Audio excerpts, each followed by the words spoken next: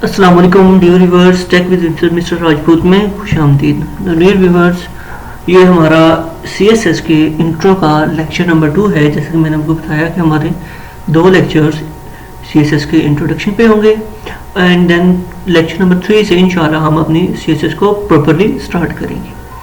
तो dear guys, जिस तरह से मैंने आपको बताया लेक्चर नंबर 1 में, हमारे इंट्रो के लेक्चर 1 में, CSS है क्या, इसे हम कैस्केड स्टाइल शीट्स बोलते हैं, कैस्केडिंग स्टाइल शीट्स बोलते हैं। इसके अलावा मैंने आपको इसका थोड़ा सा इंट्रो दिया कि हम CSS किस लिए इस्तेमाल करते हैं, इसका क्या काम है।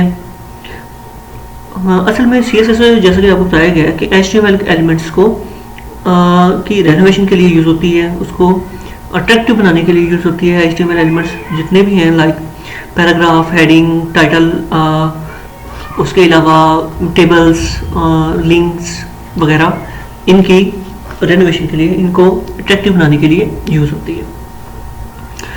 आज का हम स्टार्ट करते हैं, थोड़ा सा मज़ीद इंट्रो इसका, उसके बाद इंशाल्लाह हम प्रॉपर CSS स्टार्ट करेंगे। तो CSS solve a big problem, CSS ने एक बहुत बड़ी प्रॉब्लम को हल किया। अब वो बड़ी प्रॉब्लम है क्या, देखते हैं। HTML has never intended to contain tags for formatting a web page। असल में HTML के अंदर हम फॉर्मेटिंग के लिए टैग्स को इस्तेमाल करना बड़ा ही मुश्किल काम था, क्योंकि HTML इसलिए बनाई ही नहीं गई थी कि हम अपने फॉर्मेटिंग करें, एलिमेंट्स की फॉर्मेटिंग करें। HTML was created to describe the content of web page। HTML को सिर्फ वेब पेज पर मौजूद कंटेंट को डिस्क्राइब करने के लिए बनाया गया था। उनमें लाइक नीचे आपको नजर आ रहा है, ये हेडिंग हो गया, पैराग्राफ हो गया। इस तरह से जो हमारे वेब पेज है, हमारी वेबसाइट है, उसके वेब पेज पर मौजूद एलिमेंट्स को डिस्क्राइब करने के लिए HTML को बनाया गया था, ना कि उनकी मजीद फॉर्मेटिंग के लिए। When tags like font and color attributes were added to HTML 3.2 specification। जब HTML को मजीद अपडेट किया गया, उसमें HTML के वर्जन 3.2 के अंदर एट्रीब्यूट्स यूज कर दिए गए, लाइक फॉन्ट, कलर वगैरह। ये एट्रीब्यूट्स वही एट्रीब्यूट्स हैं जिनको हम HTML में मौजूद टैग्स के साथ भी इस्तेमाल कर लेते हैं उन एलिमेंट्स की फॉर्मेटिंग के लिए। तो जब 3.2 वर्जन आया HTML को अपडेट किया गया, तो तब उसमें मजीद एट्रीब्यूट्स को भी ऐड कर दिया गया टैग्स के साथ। It started a nightmare for web developers. Development of large websites where fonts and color information were added to every single page become a long expensive process। अब डेवलपर्स के लिए वेबसाइट में इन चीज़ों को ऐड करना बड़ा ही डिफिकल्ट भी था और कॉस्टली भी था। जाहिर सी बात है, जो काम मुश्किल होगा, टाइम टेकिंग होगा, उसके कॉस्ट चार्जेस बढ़ जाएंगे। तो इस तरह से बड़ी वेबसाइट्स के डेवलपमेंट के लिए ये फॉन्ट्स, कलर वगैरह की इंफॉर्मेशन सिंगल पेज पर डालना काफ़ी मुश्किल प्रोसेस था, काफ़ी टाइम टेकिंग था, इसीलिए काफ़ी एक्सपेंसिव भी था। To solve this problem, the World Wide Web Consortium W3C created CSS।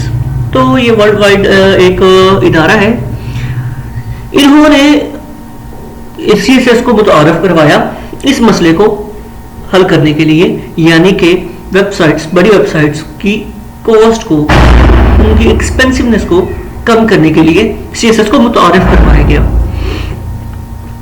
अब CSS ने फिर किया क्या, वो देखते हैं। CSS removed the style formatting from the HTML page।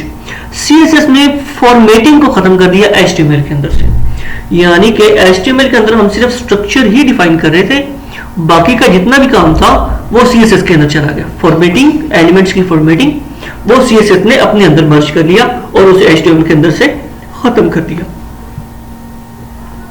CSS saves a lot of work। अब CSS ने बहुत सारा काम जो है वो अपने अंदर सबमर्ज किया, अपने अंदर सेव किया। The style definitions are normally saved in external .css files. अब जो स्टाइल के एनिमेशंस हैं, यानी कि स्टाइल के लिए जैसे मैंने आपको पहले बताया कि अट्रैक्टिवनेस के लिए, फॉर्मेटिंग के लिए, एलिमेंट्स की फॉर्मेटिंग के लिए जो काम यूज होता है, जो हम कोडिंग करते हैं उसे हम स्टाइल डेफिनेशंस बोलते हैं। अब वो सारी की सारी जो स्टाइल डेफिनेशंस हैं फॉर्मेटिंग के लिए यूज होने वाली कोडिंग, वो CSS ने अपने अंदर मर्ज किया और उसको हम अलग से एक एक्स्ट्रा फाइल, एक अलग फाइल बना के .css एक्सटेंशन के साथ सेव कर लेते हैं। जैसे हम HTML के अंदर ये करते थे कि हम प्रोजेक्ट का नेम कोई भी और .html एक्सटेंशन के साथ उसे सेव कर देते थे, वो एक ब्राउजर की तरह से हमारे सेव लोकेशन पर शो हो जाता था। इसी तरह से हम CSS को .css फाइल एक्सटेंशन के साथ सेव कर सकते हैं। Okay, with an external style sheet file you can change look of an entire website by changing just one file। और इस तरह से हमने जो .css फाइल सेव की है, .css एक्सटेंशन के साथ CSS की जो एक खास वेब पेज से रेलेवेंट फाइल सेव की है, उसके अंदर चेंजिंग करके पूरी वेबसाइट में कहीं पर भी रेलेवेंट जो हमारा एलिमेंट है उसकी फॉर्मेटिंग सेट कर सकते हैं, उसे चेंज कर सकते हैं। तो इस तरह से CSS ने बहुत ही ज़्यादा कॉस्ट को कम किया और HTML के कोडिंग को थोड़ा सा कम किया और डेवलपर्स के लिए बहुत ही ज़्यादा आसानी पैदा की कि वो अपनी कोड को आसानी से सेट कर सकें, अपनी वेब पेज को आसानी से फॉर्मेट कर सकें, उसको अट्रैक्टिव बना सकें। तो इस तरह से CSS एक अच्छा माइलस्टोन साबित हुई डेवलपमेंट की फील्ड के अंदर, और CSS की बदौलत आज हम अपने वेब पेजेस पर जो आज हम इस वक्त मौजूद वेबसाइट्स देखते हैं उनमें मैक्सिमम जो रेनोवेशन है, अट्रैक्टिवनेस है, वो CSS के जरिए से ही हुई होती है HTML टैग्स, HTML एलिमेंट्स पर। तो गाइस इस तरह से CSS हमारी हेल्प करती है हमारे वेब पेज को डिज़ाइन कर लेने के बाद उसको अट्रैक्टिव बनाने के लिए, और HTML एलिमेंट्स को जो वेब पेज पर मौजूद हैं उनकी अट्रैक्टिवनेस को बूस्ट करने के लिए। तो गाइस इंशाल्लाह ये हमारे फर्स्ट 2 लेक्चर से इंट्रो पर। नेक्स्ट हम अपना CSS का proper with practical lecture start करेंगे, अपना वर्क स्टार्ट करेंगे। तो हमारे साथ बने रहिएगा CSS सीखने के लिए। तब तक के लिए अपना ख्याल रखिएगा। अल्लाह हाफिज़।